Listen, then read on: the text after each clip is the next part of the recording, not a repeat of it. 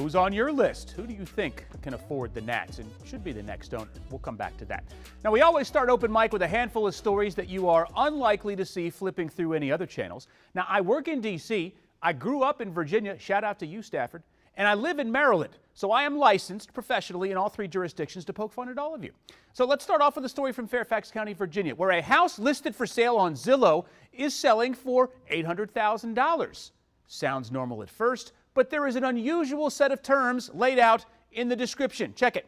The ad states, cash offers only, no access to see the lower level, and home sold as is only with acknowledgement that the home, here's the best part, will convey with a person or persons living in lower level with no lease in place. Anyone looking for a new place complete with a potential squatter? Jackpot! How does this not sound like the plot to a horror film? Who knows what's going on in that basement? They won't even let you see it. How you know it's not Walter White and Jesse Pinkman cooking up blue meth down there? Imagine paying a mortgage and having to ask the guy in the basement to flip the switch on the fuse box since you're not allowed to go down there. And that's the best case scenario. Worst case scenario, the house ends up featured on the ID channel. Yeah, you'd never want to end up on a station where the content is 90% murder 24 hours a day. Now, the craziest thing about this listing is that someone is actually buying the place. Look at that. It says that the house went off of the market yesterday. A potential John Wayne Gacy Jr. living in the basement wasn't a deal breaker to somebody. That's how competitive the real estate market is for all of us right now. I hope that the new owner and the current tenant, that they can coexist. I do want this to be a happily ever after situation and not a true crime podcast. All right, let's head south to Richmond for our next story, where lawmakers have passed a bill backed by the popular dating app Bumble. This bill is going to make it illegal to send explicit images without the explicit consent of the receiver. So listen up, creepers. The Commonwealth has put you on notice. Starting July 1st, the bill says anyone found guilty of violating this law could have to pay, quote, for actual damages or $500, whichever is greater, in addition to reasonable attorney fees and costs. So keep those JPEGs to yourselves. They are about to get expensive. Besides, no one wants to see that side of you ever. No one has ever seen one of those pictures and gone, ooh, yeah. It doesn't happen ever. Now, according to fine law, the punishment for indecent exposure in person carries up to 12 months in jail and a $2,500 fine. While the punishment is a little less for scarring people's retinas digitally, it is still a good deterrent. $500, though, adds up quickly. Next thing you know, you're selling your house with a basement tenant included. Yikes. Chose this next story out of Loudoun County, Virginia, because I like history and I like funny names. The Virginia Board of Historic Resources has officially added a road named the Snickersville Turnpike to the Virginia Landmarks Register.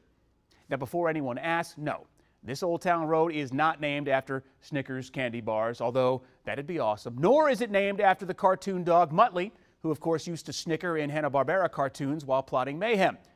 You got to be a certain age, though, to remember Muttley, which is almost old enough to have been there for the opening of the actual Snickersville Turnpike back in 1829. I think President Andrew Jackson was there. Snickers candy bars weren't introduced until 1930 by the Mars Candy Company. Fun fact, those candy bars are named after the Mars family's favorite horse.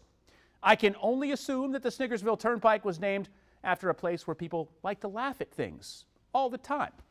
I have no facts to back that up, though. I'm ashamed. Maybe I should call in the Verify team to help me out while I eat a Snickers bar. I'm not me when I'm hungry. Who knows this? Our floor director, Chris Laudacita, knows this. He walks around with a big candy bin every day, this bucket of death, trying to give all of us diabetes in the newsroom and beyond. But he's right. Whenever that bin comes calling, my hand is the first in the jar. Now, this is the second straight day that a Snickers reference has made the monologue. Junk food gods, I think they're sending a message. Chris is going to get the bucket of death right now. Don't put it on TV, Chris. I picked this last story because it's interesting and because everybody loves music, unless your soul is empty and you hate joy. The National Recording Registry has added 25 new recordings to its archives, including the Wu-Tang Clan's first album, Alicia Keys' first album, Ricky Martin's Livin' La Vida Loca, and Queen's Bohemian Rhapsody. So from Freddie Mercury to Old Dirty, there is something for everybody. Nice job, National Recording Registry. Other songs added include Moon River by Andy Williams, The Four Tops, Reach Out, I'll Be There, and Journey's Don't Stop Believin'. Now that playlist sounds like a karaoke night in Adams Morgan, right? Now among the albums selected were Bonnie Raitt's Grammy-winning Nick of Time and A Tribe Called Quest's The Low End Theory, R.I.P. Phife Dawg, and Happy Belated Birthday Q-Tip. In case you can't tell, our writing staff consists of Tribe fans. There was even a podcast that made it. Mark Maron's interview with Robin Williams on his podcast, WTF with Mark Maron. Hope I can say that on TV. That's always what our producers say when they see me on TV.